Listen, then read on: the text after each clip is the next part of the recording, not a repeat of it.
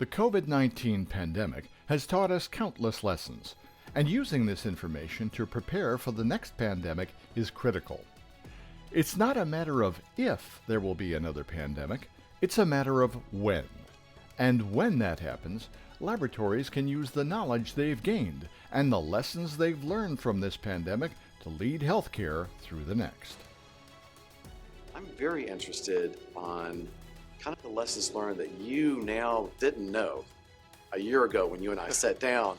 One of the huge lessons was stressing the system really to the breaking point, whether that was the reagents, the capabilities, the instrumentation, everything. Everything we had all the right pieces, just not really enough of anything. One lesson is the trigger needs to be much, much lower. We need to always be looking for the unknown as soon as possible. Expect the unexpected. I've thought a lot about would we have done anything differently, and given the information we had at the time, there was little we could have done differently. I think we did really an excellent job of bringing this forward. In retrospect, obviously, there's a lot we would have done differently, and I'm hoping that nationally and globally we will learn from this, because this will happen again, and we need to be prepared for this.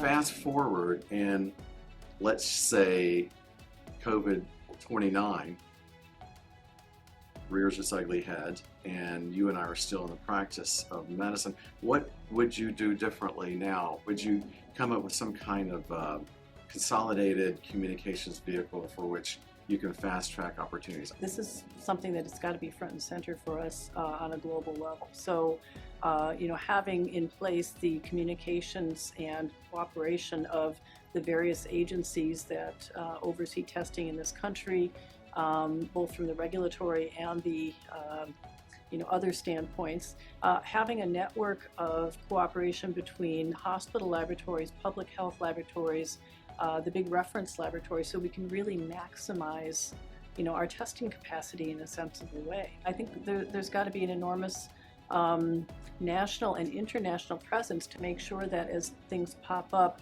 information is appropriately shared, and that there's cooperation between countries, because I think this happens so quickly, 3-4 months, and we can find ourselves in a pandemic again, and it's likely to happen with the viral agents that we know.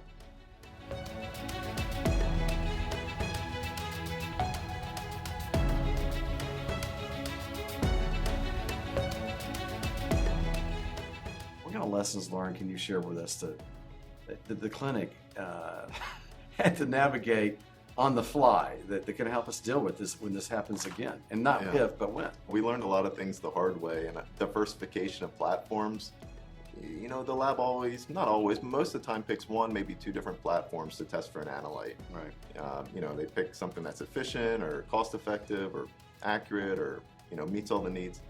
In this case, we were just scrambling to try to get supplies. We would love to have done it on one platform, but there was no way to get the supplies. So the diversification of platforms, originally I kind of bemoaned the fact that was necessary, but in hindsight it's become helpful, because we have to do thousands of tests a day, and if one piece of equipment fails, we still have to do thousands of tests a day.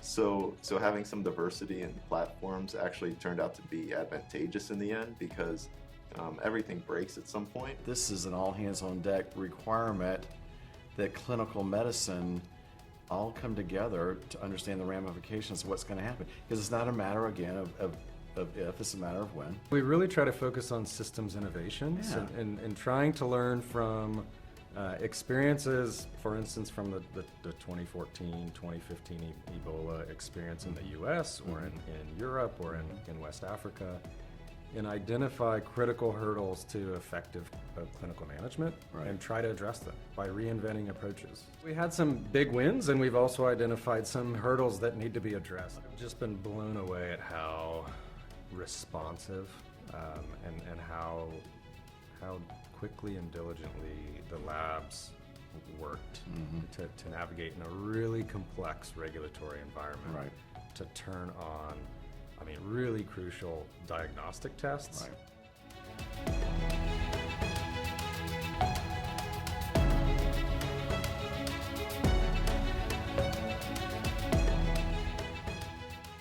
Are there some lessons learned that you can share with us you believe will help prepare for future pandemics? I definitely think so.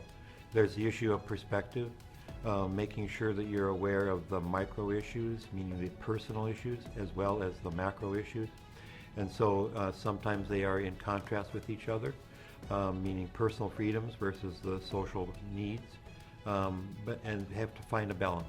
Right. And we've certainly looked for that. But as you remember, we've now unfortunately worked through anthrax, smallpox, influenza, Ebola. So this is just one more, unfortunately, and I do believe there will be more in the future. In your opinion, that balance between the micro and the macro issues per se, what are some of the take-home messages that would really help us be better custodians of our own personal health as well as our own professional needs? Back to the issue of the macro question, what does government, what does society have to say? And certainly they have to say preparedness, concern, sharing concerns, spread, all of those are very difficult terms. And on the individual level, how do you still manage and keep your positive outlook? And I think that's the critical question. How do you maintain a positive outlook in the face of challenges? And the thing we know is that the unknown, the risk of the unknown, creates more fear than the risk that could be higher of the thing we know. I'm very curious of what you believe would be take-home messages to be maybe better prepared and look forward facing. From a global perspective, I think we need to have better surveillance for things like viruses, and we need to communicate more in real time. We can't rely on individual governments to tell us what's going on in their countries. We need way better systems. So I think that if flags went up faster to say that a virus was coming, or that it was anywhere in the world that a virus was starting to be a problem, that we could develop testing here. We have a tremendous amount of expertise in the United States, and we can develop testing almost overnight in really basic ways, and then disseminate that. When the pandemic's gone, what's going to happen? We can't just quit. I think we've learned a lot from this pandemic. In fact, in my lifetime, in your lifetime, this is probably the biggest pandemic that we've seen. It is. Right. And boy, if we don't learn from it, then, you know, woe is us, because we need to learn about what it is took place. There are a lot of things that stopped us from ramping up to the area of need we needed to be to help fight this pandemic early on. And I would argue it wasn't a lack of overall available laboratories. It was a lack of overall available laboratory testing, and it was a lack of personnel that could do that testing. One of those critical needs is building more staffing, more people that can come in, are trained, and have the level of expertise to come into the laboratory space. Let's get ready better.